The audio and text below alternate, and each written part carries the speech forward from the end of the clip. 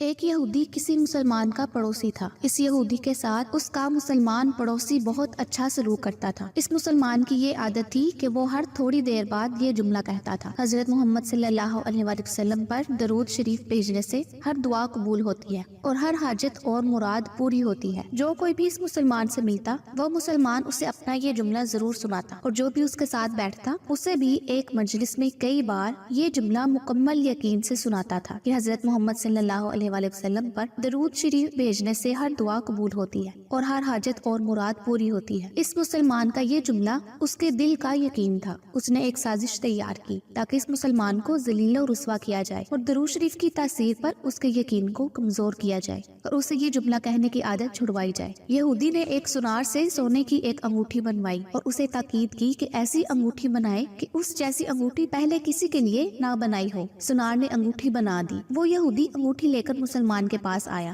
حال احوال کے بعد مسلمان اپنا وہی جملہ، اپنی وہی دعوت دہرائی کہ حضرت محمد صلی اللہ علیہ وآلہ وسلم پر درود شریف بھیجنے سے ہر دعا قبول ہوتی ہے، ہر حاجت اور مراد پوری ہوتی ہے۔ یہودی نے دل میں کہا کہ اب بہت ہو گئی، بہت جلد یہ جملہ تم بھول جاؤ۔ کچھ دیر بات چیت کے بعد یہودی نے کہا: میں سفر پر جا رہا ہوں، میری ایک قیمتی انگوٹھی ہے، وہ آپ کے پاس امانت رکھ کر جانا چاہتا ہوں، واپسی پر آپ سے لے لوں گا۔ مسلمان نے کہا: کوئی مسئلہ نہیں، آپ بے فکر ہو کر انگوٹھی میرے پاس چھوڑ جائیں۔ یہودی نے وہ انگوٹھی مسلمان کے حوالے کی اور اندازہ لگا لیا کہ مسلمان نے وہ انگوٹھی کہاں رکھی ہے۔ رات کو وہ چھپ کر اس مسلمان کے گھر کودا اور بالآخر انگوٹھی تلاش کر لی اور اپنے ساتھ لے گیا۔ اگلے دن وہ سمندر پر گیا اور ایک کشتی پر بیٹھ کر سمندر کی گہری جگہ پہنچا اور وہاں وہ انگوٹھی پھینک دی اور پھر اپنے سفر پر روانہ ہو گیا۔ اس کا خیال تھا کہ جب واپس آؤں گا اور اس مسلمان سے اپنی انگوٹھی مانگوں گا تو وہ نہیں دے سکے گا، تب میں اس پر چوری اور خیانت کا الزام لگا کر خوب چیخوں گا اور ہر جگہ اسے بدنام کروں گا۔ وہ مسلمان جب اپنی اتنی رسوائی دیکھے گا تو اسے خیال ہوگا کہ درود شریف سے کام نہیں بنا اور یوں وہ اپنا جملہ اور اپنی دعوت چھوڑ دے گا۔ مگر اس نادان کو کیا پتا تھا کہ درود شریف کتنی بڑی نعمت ہے۔ یہودی اگلے دن واپس آ گیا، سیدھا اس مسلمان کے پاس گیا اور جاتے ہی اپنی انگوٹھی طلب کی۔ مسلمان نے کہا: آپ اطمینان سے بیٹھیں، آج درود شریف کی برکت سے میں صبح دعا کر کے شکار کے لیے نکلا تھا تو مجھے ایک بڑی مچھلی ہاتھ لگ گئی۔ آپ سفر سے آئے ہیں، وہ مچھلی کھا کر جائیں۔ پھر اس مسلمان نے اپنی بیوی کو مچھلی صاف کرنے اور پکانے پر لگا دیا۔ اچانک اس کی بیوی زور سے چیخی اور اسے بلایا۔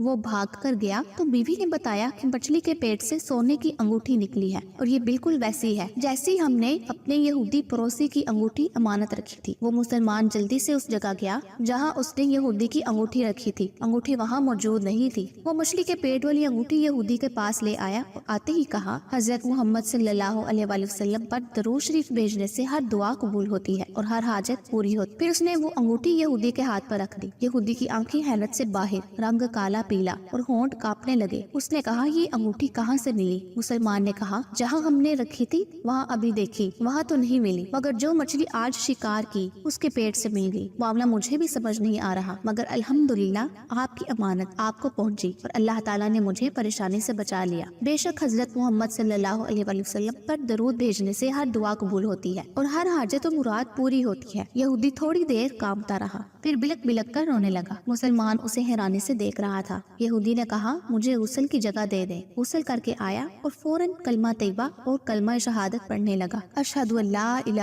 الا اللہ وحدہ لا شریک لہ واشہد ان محمدا عبدہ ورسولہ۔ وہ بھی رو رہا تھا اور اس کا مسلمان دوست بھی، اور مسلمان اسے کلمہ پڑھا رہا تھا اور یہودی یہ عظیم کلمہ پڑھ رہا تھا۔ جب اس کی حالت سنبھلی تو مسلمان نے اس سے وجہ پوچھی۔ تب اس نو مسلم نے سارا قصہ سنا دیا۔ مسلمان کے آنسو بہنے لگے اور وہ بے ساختہ کہنے لگا: حضرت محمد صلی اللہ علیہ وآلہ وسلم پر درود شریف بھیجنے سے ہر دعا قبول ہوتی ہے اور ہر حاجت و مراد پوری ہوتی ہے۔ ایک آخری بات عرض کرتی چلوں کہ اگر کبھی کوئی ویڈیو، کال، واقعہ، سچی کہانی یا تحریر وغیرہ اچھی لگا کرے تو مطالعہ کے بعد مزید تھوڑی سی زحمت فرما کر اپنے دوستوں سے بھی شیئر کر لیا کیجیے۔ یقین کیجیے کہ اس میں آپ کا بمشکل ایک لمحہ صرف ہوگا، لیکن ہو سکتا ہے کہ اس ایک لمحے کی اٹھائی ہوئی تکلیف سے آپ کی شیئر کردہ تحریر ہزاروں لوگوں کے لیے سبق آموز ثابت ہو۔ شکریہ۔